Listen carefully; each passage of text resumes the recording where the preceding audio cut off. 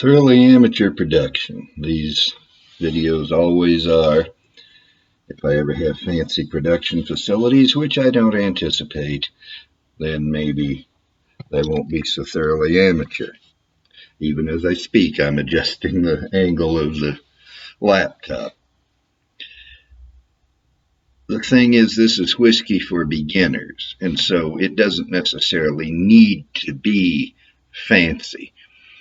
The idea is to provide basic information about whiskey for people who are new to whiskey, have it all in one place, because that's what I wanted when I was new to whiskey and couldn't find. Part of what I do on the channel is review whiskey.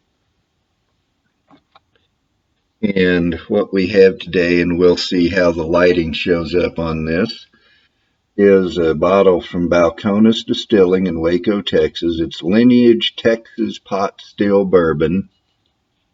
Excuse me, I said that completely wrong. Lineage Texas Single Malt Whiskey. Don't ask me where my mind was. If I knew that, it wouldn't have happened in the first place. But this is what they call a single malt. Now, I don't like that term because it's a Scottish and Irish term. It means a 100% barley mash bill. In fact, a sprouted barley mash bill, specifically sprouted barley, from a single distillery, not blended. That's the single part. Well, we don't have Scottish laws. We don't have Irish laws. We're in the United States. And so what I prefer to call it is barley whiskey. It can be unsprouted barley or sprouted barley. It can be a mash bill of, I would want at least 51% barley, just like we do for bourbon or rye or what have you. But they're calling it single malt, and it is in fact a 100% barley mash bill. I don't know for sure. I believe it's 100% Texas barley now. They didn't always do that. They might not still, but I believe so. It is aged at least 36 months in oak, so they could call it a straight whiskey if they wished. And it would need an age statement because it is less than 4 years. 36 months is 3 years. And it is 47% alcohol by volume, which means, and here are the terms I think in, 94 proof. And this is one of the prettiest labels I've ever encountered on a whiskey. Now, I didn't pour much because this is just a review. I'm not going to be drinking this. I'll drink my whiskey later. But hopefully you can see the color of it. It's darker than you'll find in a Scotch whiskey or an Irish whiskey because this ages in Waco, Texas. And the climate there is hotter than Scotland or Ireland. And the temperature swings are wider. They're more dramatic, and so the whiskey goes in and out of the wood more in the same amount of time. And I haven't even put my nose in it, and I can smell it. And it's a very fruity, rich aroma. So I'll go ahead and try it. Can you tell I'm amateur? Normally I can just speak blah, blah, blah, blah, blah, and never hesitate. And I can't even think what I'm saying here. Fruity is the word. There's a whole mixture of fruits all in there. I read somewhere fairly recently, I don't remember where, that the more complex a whiskey is, the vaguer the description likely is. With a not too complex whiskey, you can get specific notes, apples, pears, oranges, what have you. But with a complex whiskey, it all melds together.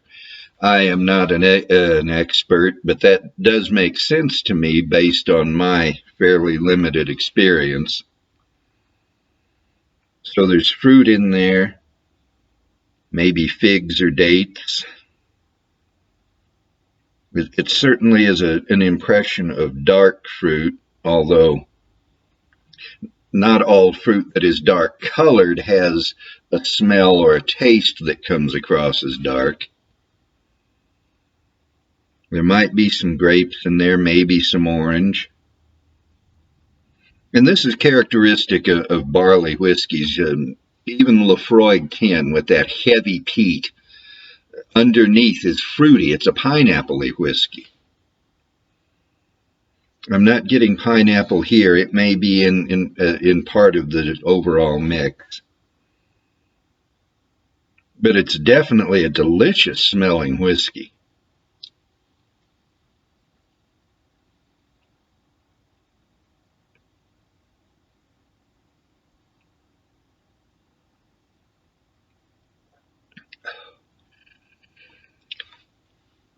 And first thing in the morning, having only drank some Coke, I say first thing in the morning, it's 11:25, but I've only been up for a couple of hours.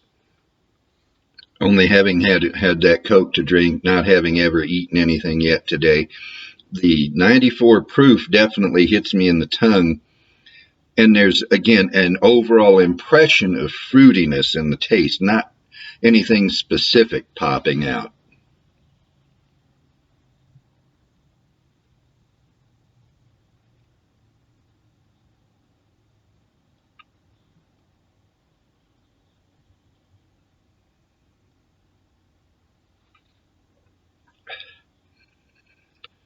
I'm having trouble differentiating specific notes.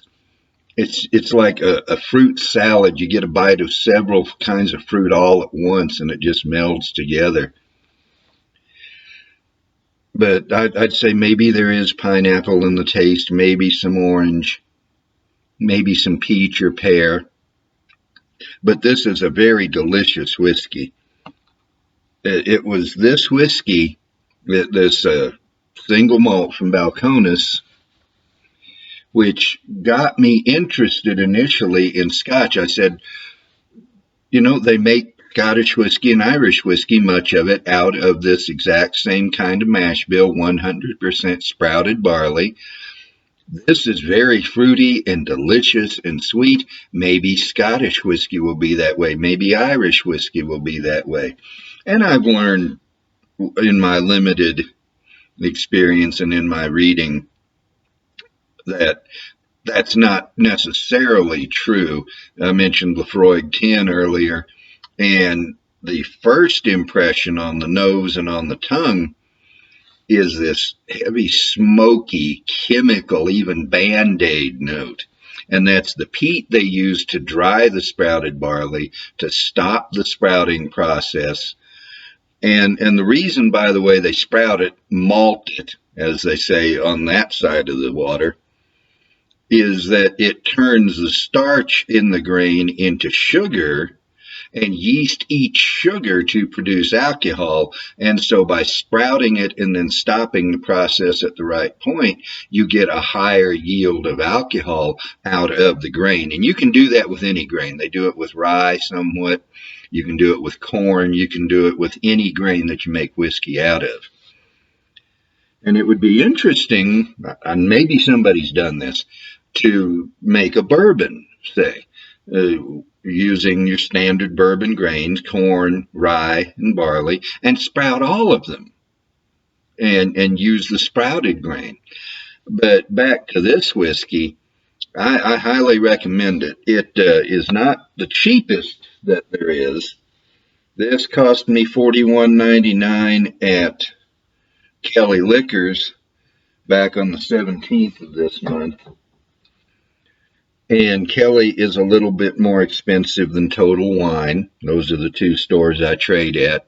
I keep thinking I need to branch out, but I'm just not going to drive all over Albuquerque to liquor stores. It's just not going to happen. This is highly delicious whiskey. I highly recommend it. It does have that 94 proof, so if you are brand new to whiskey, it might be a little hot for you. But you can always put a little water in, just a few drops at a time, and see how it goes.